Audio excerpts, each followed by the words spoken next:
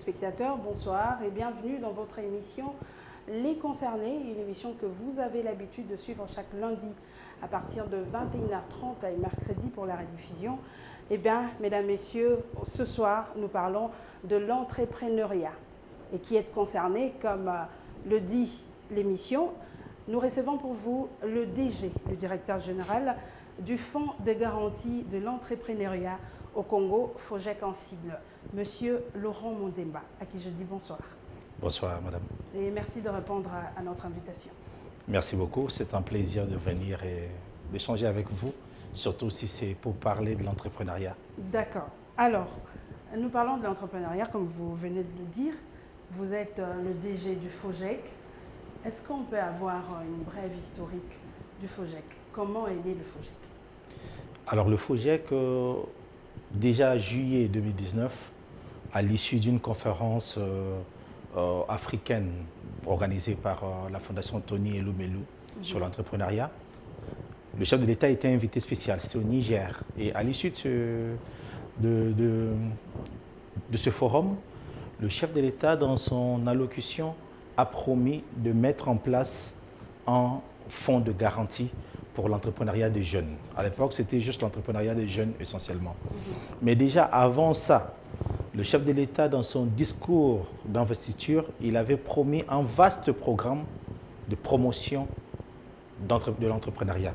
Donc le chef de l'État, son Excellence, Monsieur le Président de la République, Félix-Antoine Tshisekedi, depuis son accession à la magistrature suprême, pense à promouvoir l'entrepreneuriat parce qu'il a compris que l'entrepreneuriat, c'est pour faire des PME, c'est pour pouvoir créer de la valeur au Congo, c'est pour créer des entreprises au Congo et c'est la solution notamment pour résorber le chômage que nous avons.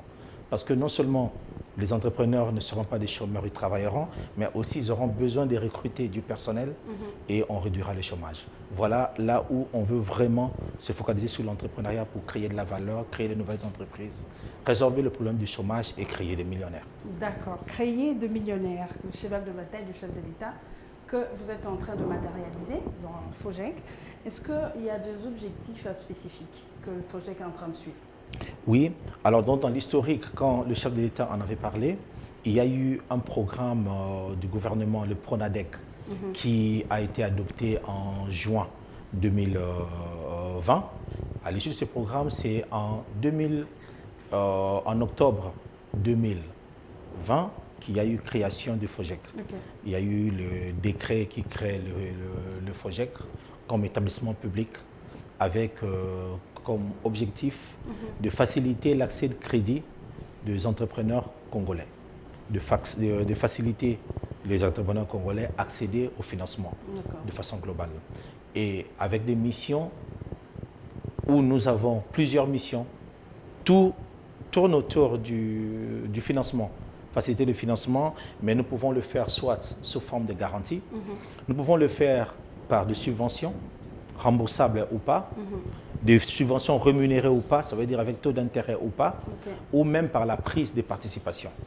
Et donc, nos missions, de façon détaillée, c'est plutôt les 4 façons dont on a de pouvoir intervenir pour aider les entrepreneurs à avoir un financement de leurs projets. Donc, on peut dire que cela fait 3 ans que FOGEC existe? Non, 3 ans, c'est l'idée et tout le reste, mais disons plutôt que FOGEC, c'est 2020. Donc, octobre 2020, on n'est pas encore à 3 ans. Mais un établissement public, une personnalité morale ne prend pas forme parce qu'il y a un texte. N'oublions pas que le décret, c'est un texte. C'est de l'encre sur du papier. C'est plutôt au moment où on nomme les animateurs qu'on peut dire les choses peuvent commencer. Et donc, nous avons été nommés en fin mai 2021. On peut dire que c'est depuis juin 2021 que FOGEC a commencé. D'accord. Alors, vous êtes le premier DG à être à la tête Diego Cao un peu. Voilà. Avec la grosse responsabilité de tout mettre en place, de tracer un chemin. D'accord. Alors, vous avez trouvé, parce que vous êtes le tout premier DG, FOGEC sans forme. On le reconnaît qu'aujourd'hui, avec votre avènement, FOGEC a la forme aujourd'hui, on peut le dire. Alors, comment voyez-vous le FOGEC demain? Alors oui, vous dites que le FOGEC a un peu de forme. Non, vous m'avez même dit que le FOGEC a la forme. Pour moi, c'est un peu de forme. On est en train de donner forme, mais nous sommes très très loin de réaliser ce qui peut nous donner satisfaction. Et donc comment moi je vois FOGEC? Pour moi, FOGEC, je ne suis pas arrivé à la tête de FOGEC par hasard. Hein. C'est vraiment pas un jour on m'appelle qu'il y a eu ordonnance, vous avez été nommé. Non. Quand j'ai entendu parler de FOGEC dès 2019, j'ai commencé et je me suis dit, j'aimerais prendre la tête de cette structure. J'ai commencé à travailler, à me préparer pour cela. J'ai été impliqué ou j'ai suivi, disons peut-être de loin, tout ce qui était comme évolution législative, évolution en termes de texte pour mettre en place la structure. Et au moment où je suis nommé, j'ai été directeur dans une entreprise privée. J'ai démissionné pour cela. Donc, ce n'est pas parce que je vais juste quelque part. Je crois en ce projet. Je crois au FOGEC. Et moi, je vois FOGEC demain la plaque tournante de tout ce qui est entrepreneuriat ou soutien de l'entrepreneuriat en RDC. Je vois FOGEC en train d'être au centre et tout tourne autour. Parce que par le financement, on peut faire beaucoup de choses. Le financement est peut-être la clé de beaucoup de choses. C'est vrai que l'argent ne suffit pas, mais l'argent est un élément important dans un mécanisme ou même dans la vie. Et donc, je vois FOGEC et surtout que nos missions, on peut faire des subventions. On n'est pas obligé de rester sur des subventions des individus ou des entreprises seulement. Donc, moi, je vois FOGEC en train de subventionner des structures qui forment, qui aident, qui accompagnent. On a par exemple dans notre écosystème l'ANADEC, l'Agence nationale de développement de l'entrepreneuriat au Congo. L'ANADEC est censée suivre en amont, former, donner la capacité d'entreprendre aux Congolais. Je vois demain FOGEC en train d'aider même l'ANADEC financièrement pour que l'ANADEC puisse bien suivre le projet. Les entrepreneurs que nous avons financés, on peut aussi avoir recours à des structures qui les accompagnent ou qui les suivent. Donc je vois vraiment demain FOGEC en train d'être la plaque tournante. Parce que nous avons une mission large qui nous permet de pouvoir être au centre de beaucoup de choses qui vacillent autour. Que Dieu vous entende. Amen. Et puis, en parlant de la mission, parce que vous venez d'évoquer la mission, est-ce que le décret créant le FOGEC vous favorise-t-il aujourd'hui pour répondre à cette mission-là? Pas vraiment. C'est vrai que je ne dirais pas non. Mais je ne veux pas dire oui. Pourquoi? Parce que il s'agissait de mettre en place quelque chose. Pour moi, les personnes qui ont travaillé sur ces décrets, je les félicite. Parce qu'ils partent de rien. On n'a jamais eu un fonds de garantie dans ce pays. On n'a jamais eu un fonds de garantie de ce genre. Il fallait partir de zéro pour mettre en place. Ils ont mis quelque chose et ça, ce texte a permis à ce qu'aujourd'hui, nous ayons ce FOGEC. Mais il faudra le penser autrement. Déjà même, parmi les éléments qui sont prévus, on a prévu dans les revenus attendus, nous avons droit, on a prévu d'obtenir une allocation du fonds minier, le fonds minier pour les générations futures. Mais depuis quelques semaines, le décret créant le fonds minier a été modifié. Donc le fonds minier n'aura plus à nous donner ce fonds. Rien que pour ça, ce décret doit être changé. Et il y a bien d'autres aspects, mais aussi même la mission de pouvoir clarifier certaines choses. Parce qu'il y a certains éléments de flou, mais un texte est appelé à se développer. Un texte est appelé à se développer. Nous savons et nous y travaillons. Et nous savons qu'avec notre tutelle, nous travaillerons là-dessus pour faire un texte qui réponde un peu mieux à la réalité qu'on a vue. Parce que c'était créons quelque chose qui va avancer. Mais quand cette chose avance, rencontre un environnement. Et dans la réalité, dans la pratique, on se rend compte que certaines choses freinent ou certaines choses pouvaient être redites autrement. Donc oui, ce texte sera revu. D'accord. Alors, c'est vrai que vous accompagnez déjà les entrepreneurs. Vous êtes à combien de stade, de niveau? Vous avez déjà accompagné combien jusque-là? Alors, pas encore beaucoup. Bon, 41. 41 micro et PME, c'est vraiment pas rien. Et surtout dans 4 provinces de la RDC. Ça veut dire que nous, à un an, nous ne voulant pas rester une structure de Kinshasa. C'est vrai qu'on nous reproche très souvent, et notre peuple le dit très souvent, que la RDC, ce n'est pas Kinshasa. Voilà. Et donc, on a accompagné des entrepreneurs de Kinshasa, mais aussi du Nord Kivu, de Goma essentiellement, du Kasaï oriental, Mbujimaï essentiellement, on a eu, et aussi de l'Équateur. Récemment, on a été à Mbujimaï. C'était un grand plaisir d'aller visiter des établissements, d'aller visiter des sociétés dont on avait juste reçu le dossier à distance, qu'on avait regardé. C'est vrai qu'on avait envoyé une équipe d'analystes sur terrain, mais c'était un grand plaisir d'aller le voir en vrai, d'aller voir qu'ils réalisent bien ce qu'ils avaient écrit dans leur papier et qu'ils sont sérieux et qu'ils ont un marché réel. D'accord. Alors, par rapport à votre secteur, est-ce que vous pouvez nous dire le niveau de l'entrepreneurial congolais aujourd'hui? Comment est-ce que sont les entrepreneurs par rapport à ceux d'autres cieux? Alors oui, si c'est pour dire comment nous notons l'entrepreneuriat ou à quel niveau l'entrepreneuriat RDC se situe, pour moi, nous sommes encore très très loin. Très très loin, et on a beaucoup de chemin à faire. Quand on regarde, je ne vais même pas aller vers les États-Unis, la France ou Belgique. Ça, c'est des exemples qu'on aime bien citer. Aux États-Unis, par exemple, quand on voit le Small Business Administration, c'est une mastodonte. Eux-mêmes, le budget de fonctionnement seulement, c'est dans $1 milliard. Mais je ne veux pas aller là-bas. Moi, je vais prendre un exemple en Afrique. Un peu loin de nous, mais autour de nous. Le Nigeria. Pour moi, le Nigeria, c'est le modèle. Pourquoi? Aussi parce que la RDC est en train de subir ou de vivre le dynamisme entrepreneurial du Nigeria. On regarde notre économie aujourd'hui, on voit la place du Nigeria ou des Nigérians dans notre pays, ça doit nous inquiéter. Vraiment. On voit les banques nigérianes, il y en a combien? On voit les businessmen nigériens qui sont ici, là, ce qu'ils font, on doit se dire, mais ils ont quelque chose. Mais eux, ce qu'ils ont, il n'y a pas 50 ans. Voilà. Quand vous regardez toutes ces banques-là, tous ces businessmen, ce n'est pas la 4e génération, qu'il est venu d'une famille de milliardaires, ils étaient dans la banque depuis longtemps. Des Tony Elumelu, des Dangote, tout ça, c'est des gens qui ont été faits essentiellement sous le gouvernement, sous la présidence de Olusegun Obasanjo. Donc il y a eu à un moment donné un président de la République qui a dit « Je dois faire des milliardaires nigérians ». C'est un peu comme ce que notre président a fait. Si je prends l'histoire de Dangote, Dangote aujourd'hui c'est une référence, c'est l'Africain le plus riche. Dangote c'est partout et on voit ce qu'il fait. Il est dans le ciment, il est dans le sucre, il est dans tout ce qui est industriel. Mais Dangote, selon ce qui se raconte, c'est le jour de l'an 2000. Le jour de l'an, donc le 1er janvier 2000, à 3 h du matin, que son téléphone sonne.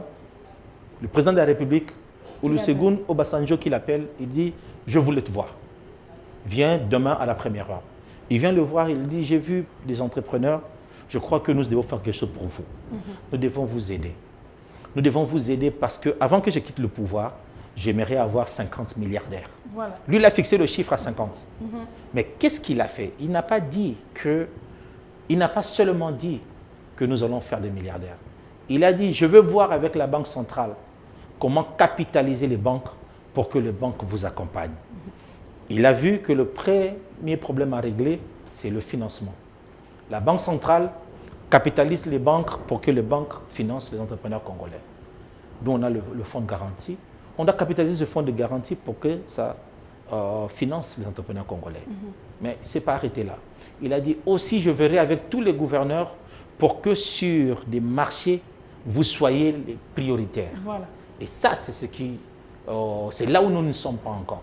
C'est vrai que nous, ici, on a fait une loi sur la sous-traitance dans le secteur privé. C'est très bien. Mais le secteur privé, quand on regarde les grosses entreprises, c'est des mines, c'est les télécoms qui vont suivre. Brasserie, on n'a que 2 brasseries, c'est rien. On n'a pas beaucoup de secteurs qui pourront recevoir ou qui pourront engloutir toutes les offres de Congolais en PME comme sous-traitants. Mais il y a quelque chose d'énorme qui reste. le public, qu'est-ce qu'on en fait? Le secteur public, les marchés publics aujourd'hui, la loi que nous avons, notre loi de marché public, c'est une loi qui est telle que ce n'est que des étrangers qui auront des marchés. Parce que les conditions qui sont fixées ne tiennent pas compte de la capacité de nos PME, la capacité de nos entreprises. Nous ne devons pas oublier que nous sommes en retard. Nous avons accusé un retard énorme. Alors, pour refaire notre retard, on doit accepter de partir bas, d'aller mollo. Voilà. Donc, on ne peut pas mettre en concurrence des sociétés de construction congolaises avec des mastodontes internationales ou bien avec les sociétés étrangères qui sont ici depuis 30 ans, 40 ans. Et on dit, compétissez au marché ensemble. Non, on ne peut pas le mettre, ils ne sont pas au même niveau. Alors, donc, à un moment donné, pour certains marchés, on doit dire, nous favorisons les Congolais, les PME congolaises, les jeunes Congolais, les businessmen congolais, et voici les critères pour eux. À un moment donné, on doit le faire. Sinon, nous allons toujours les exclure. Et nous mettrons les mêmes qui, les riches d'hier, seront riches d'aujourd'hui et de demain et resteront riches. Donc pour faire des milliardaires qu'on veut, voilà. On doit résoudre le problème de financement, le problème d'argent, mais il faut aussi qu'on résolve le problème de marché. Okay. Il y a les marchés dans le public, très bien. Dans le privé plutôt, très bien, mais dans le public, non. Alors là encore, oui. Mais parce qu'à un moment donné, oui, on applique la loi. Mais à un moment donné, ok, je suis congolais, hein, mais on ne doit pas oublier qu'on parle au businessman aussi. Le businessman aussi, quand il regarde, on l'oblige à lui de donner le marché à ce petit-là, qui n'a pas toute la capacité parce que c'est un Congolais, mais et que celui qui l'oblige, qui est l'État, lui, il ne s'oblige pas à faire autant. Okay. Pour lui, il doit toujours chercher le meilleur qui existe. Bon, c'est un peu contradictoire. Donc, je suis en train de dire, on a déjà fait quelque chose avec le secteur privé, on doit le faire aussi sur le marché public. Pour moi, ça, c'est une vraie plaidoirie au profit de PME ou des entrepreneurs congolais. D'accord. Alors, monsieur le DG, aujourd'hui, c'est vrai qu'on est en train de parler des entrepreneurs, mais est-ce que vous pouvez nous éclairer qui est appelé entrepreneur? Ah, alors entrepreneur, on dira, l'entrepreneuriat, c'est le fait d'entreprendre, le fait de faire quelque chose. Est-ce que cette maman qui vend le beignet au coin, on peut dire qu'elle est entrepreneur? Un papa qui tient une boutique, est-ce qu'il est entrepreneur? Alors, je vais ajouter sur le plan du business, sur le plan des affaires, on parle de l'entrepreneur, celui qui fait une activité commerciale, une activité surtout pour répondre à un besoin qui existe sur le marché. D'accord. Oui, la maman qui fait les beignets, mais sans elle, il y a beaucoup de gens qui n'auront pas de petit déjeuner. Cette maman, mais attends, les beignets là, il y a un besoin. Il y a un besoin de personnes de manger le beignet. Je ne sais pas si ça vous arrive pas. Si, maman, ça arrive d'avoir envie de manger les beignets des mamans là, na Mwamba. Ou même na pilipili. Ils ont un pilipili là, ils mettent de l'huile bien chaude là. Non, c'est un besoin. Voilà. Donc ces mamans sont des entrepreneurs. Maintenant, aujourd'hui, on n'a pas cette impression. On ne les considère pas beaucoup parce qu'elles sont dans la rue, parce qu'elles ont de petites structures, parce qu'elles font des choses elles-mêmes aussi, sans se valoriser. Le tout, c'est que ces mamans, on doit les apprendre à valoriser cela pour grandir. Okay. Parce que la maman qui fait les beignets aujourd'hui, pour moi, c'est dommage qu'être au coin ici en train de faire le beignet aujourd'hui et 15 ans après ou 10 ans après être là en train de faire le même beignet. Voilà. Pour moi, c'est un échec. Peut-être que cette maman se dirait qu'il n'y a personne pour l'accompagner. Très bien. Et c'est ça maintenant là où nous devons intervenir. Donc, notre soutien de l'entrepreneuriat, c'est pour ne pas laisser ces mamans-là au bord de la rue. C'est pour les accompagner à ce que ces mamans grandissent. Cette maman-là, si toutes nos mamans qui faisaient des beignets ou qui faisaient des gratanas, à l'époque on était à l'école primaire, si on les avait accompagnées, on n'aurait peut-être pas eu besoin aujourd'hui des Libanais pour nous faire des shawarma. Voilà. Ces mamans allaient grandir aujourd'hui, avoir de coins des shawarma ou des coins des gratanas bien jolis, tenus par des mamans là. Parce que nous avons accompagné, elles sont restées dans gratana et beignets. Avec le même franc. S'il avait 10 000, il continue avec le 10 000 francs. Non, sans même, déjà même tombé 4 fois. Parce que la première fois où il y a eu un enfant malade, c'était tout son fonds. Cet argent-là. tout son fonds. Tout ça parce qu'on n'a pas assez de structures d'accompagnement, mais aussi on doit former. On doit les former pour comprendre que ce qu'elles font, c'est ça qui peut construire ce pays, c'est ça qui peut construire l'économie de ce pays. Donc, elles doivent avoir l'ambition de grandir, de devenir plus grandes et de laisser la place aux plus petits et de devenir grossistes et de devenir grands. D'accord. Alors, monsieur le DG, comment est-ce que FOGEC accompagne les entrepreneurs? Est-ce qu'il y a de critères d'éligibilité pour voir que ce projet, nous le prenons, cela, nous le laissons? Oui. Nous avons défini nos produits selon, alors en fonction des missions que nous avons. Et pour ces produits, on a des critères. Le premier critère, d'abord, il faut que ce soit un projet d'entreprise ou un projet créateur de valeur. Créer des valeurs, c'est-à-dire créer de revenus et de bénéfices pour pouvoir rembourser, mais aussi ne pas être ne pas soutenir la valeur créée ailleurs. Qu'est-ce que je veux dire? Nous excluons tout ce qui est négoce des produits importés. Donc, quelqu'un qui va prendre des chaussures de Dubaï ou de Turquie pour venir vendre, nous ne l'accompagnons pas. Parce que la personne ne crée pas de la valeur. Mais la personne qui veut produire des chaussures ici, faire la cordonnerie, nous l'accompagnons. Voilà. Ou bien, moi, je prends des tissus de Dubaï ou des chaussures, mais je les transforme. Je fais comme ça, ce que vous ajoutez de la valeur. Ça aussi, nous accompagnons. Donc, un projet qui crée de la valeur. Un projet fait maison. Voilà, on peut le dire, exactement. Donc, on veut la création, on veut soutenir la création locale, la création congolaise, le génie congolais. Donc, un projet qui crée de la valeur financière, mais aussi en termes intellectuels ou en termes de personnel, par exemple. Donc, un projet qui crée de la valeur. Ensuite, le dossier est reçu, le dossier est étudié. L'étude du dossier, c'est déjà le regarder. On a des analystes qui descendent sur terrain pour visiter le business, s'assurer que le business est réel, que le business est bien là et bien rentable. C'est à l'issue de cela que le dossier passe en comité de crédit. Si le dossier est bien, si le montant dépasse 25 000 $, ça passe au conseil d'administration qui donne la validation finale. Donc, on a tout un processus comme ça. Maintenant, dans nos critères, nous ne mettons pas le fait d'être formel, d'avoir des documents. Il n'y a pas ce critère-là. On ne met pas ça comme critère parce qu'on ne veut pas laisser au bord de la route les gens qui sont dans l'informel.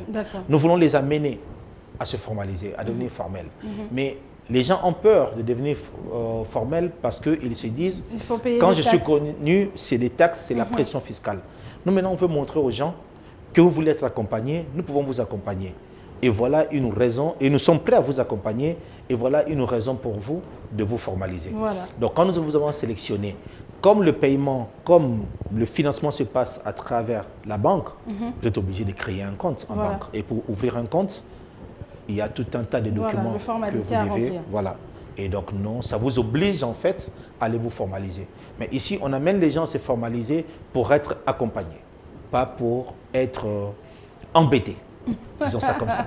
D'accord, pour ne pas être embêtés, voilà, vous accompagnez les entrepreneurs, vous leur octroyez de fonds, c'est ça, non?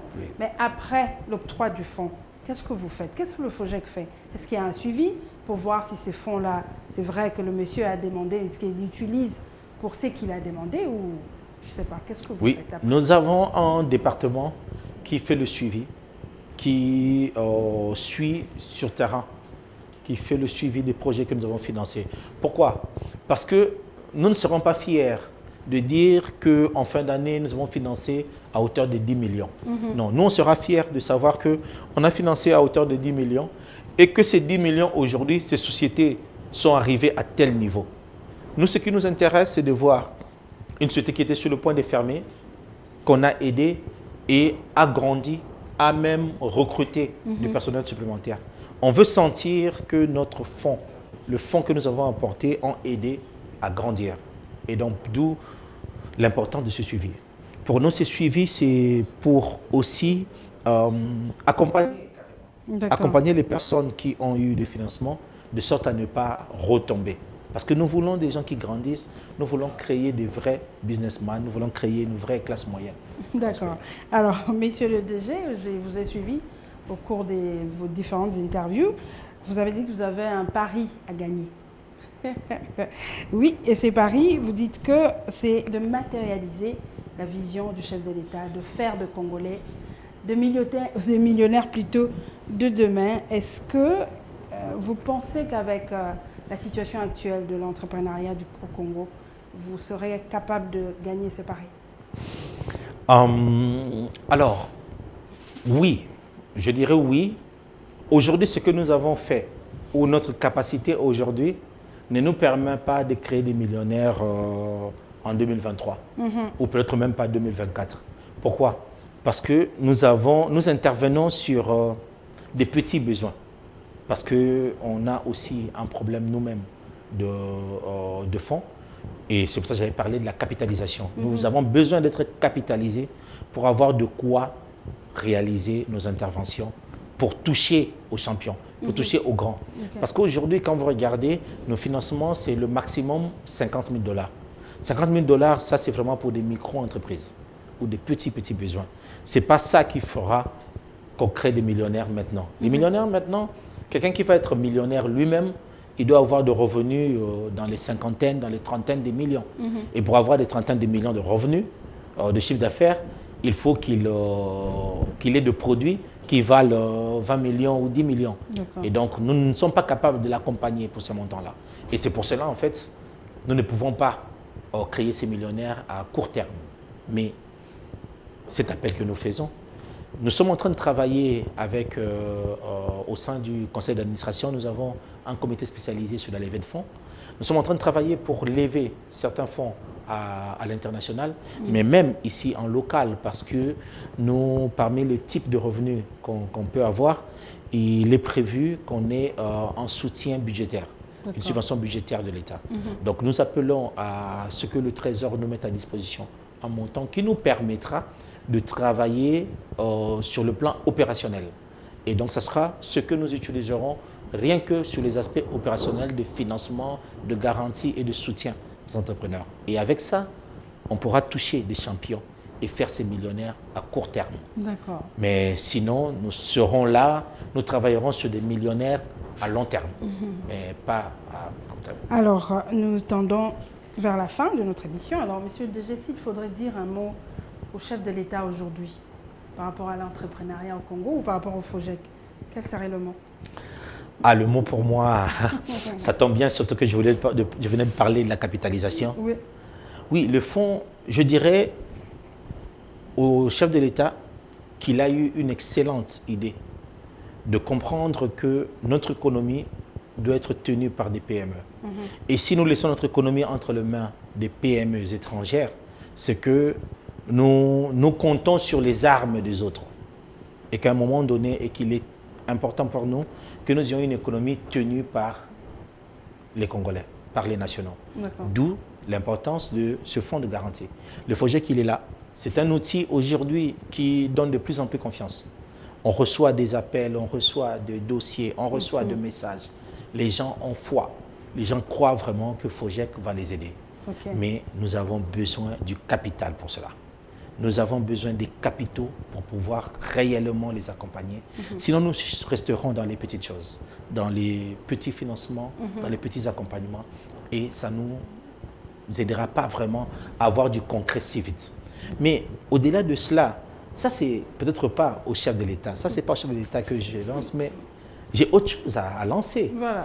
J'ai réalisé l'année dernière que c'est autour de septembre-octobre, on a appris que le Conseil des ministres a décidé à ce que les colis de fin d'année 2022, 50% de tout ce qui est produit alimentaire viennent de la production du Congo et de Congolais. Je ne sais pas si vous aviez appris ça. Oui. On a eu la fin de l'année, si on demande, il n'y a même pas eu 10%. Voilà. Pourquoi? Parce qu'on a eu du mal à trouver cette production. Bien, ça c'est 2022. Mais nous avons commencé 2023. Il y a janvier, février, mars est en train de finir. Voilà. Qu'est-ce que nous faisons pour qu'en décembre, nous ayons assez de produits congolais? Parce que ça, c'est quoi? avoir des gens pour nous produire du poulet. Et ça, ce n'est pas la mer à boire. Vraiment. On peut. Avoir des gens pour produire du poisson. Avoir des gens pour produire les œufs. On peut aujourd'hui le faire. Et donc moi, l'appel plutôt, c'est que j'aimerais que le ministère des Finances et de l'Économie regarde tout ce qui a été dépensé l'année dernière, quel était le budget qui a été dépensé pour toutes les institutions publiques, pour tout ce qui était colis de fin d'année. Si c'était 10 millions, ok, prenez 5 millions en disant, nous avons 5 millions à disposition. FOGEC, voyons comment nous travaillons ensemble pour que nous soutenions, que nous accompagnions des entrepreneurs congolais qui sont dans tel produit, à ce qu'ils soient prêts pour décembre. Voilà. Nous pouvons commencer à le préparer aujourd'hui. Et ça, nous pouvons le faire. Et ça, c'est un appel. L'idée m'est venue, je crois que c'est le lieu de l'ancien appel pareil. Et j'espère que ça sera entendu et qu'on pourra faire cela. Et être fier en fin 2023 de dire que nous avons fait de Congolais entrepreneurs et nous avons acheté des produits congolais, nous avons consommé de la production locale. D'accord. Alors, pour finir, monsieur le DG, il y a un nouveau ministre à la tête de votre structure, voilà, le ministère de tutelle, voilà. Monsieur Désiré, son Excellence Désiré Nzinga. Un petit mot par rapport à ces changements. Première chose, je vais déjà féliciter et remercier notre ministre sortant, le Mineta Eustache Mohanzi, pour le travail qu'il a fait. Pour moi, ce monsieur a beaucoup de mérite parce que surtout, quand il est arrivé, il ne s'est pas dit qu'il doit créer la roue. Il a pris connaissance de ce qui existait. Il a su que son prédécesseur avait travaillé sur un plan qui était adopté. Il s'en est approprié, il est resté et il l'a mis en œuvre. Pour moi, c'est un élément très important parce qu'on nous reproche très souvent le manque de continuité dans l'État, dans la fonction publique, dans l'exercice public. Et ça, il en a fait preuve. Et c'est pour cela, en fait, il ne s'est pas perdu. Il a réussi son mandat, il a fait son temps, nous en sommes fiers. Aujourd'hui, le chef de l'État a décidé de le déplacer, de l'appeler pour un autre portefeuille. Nous lui présentons nos remerciements et nos félicitations. Et nous lui souhaitons beaucoup de bonheur et beaucoup de succès là où il va.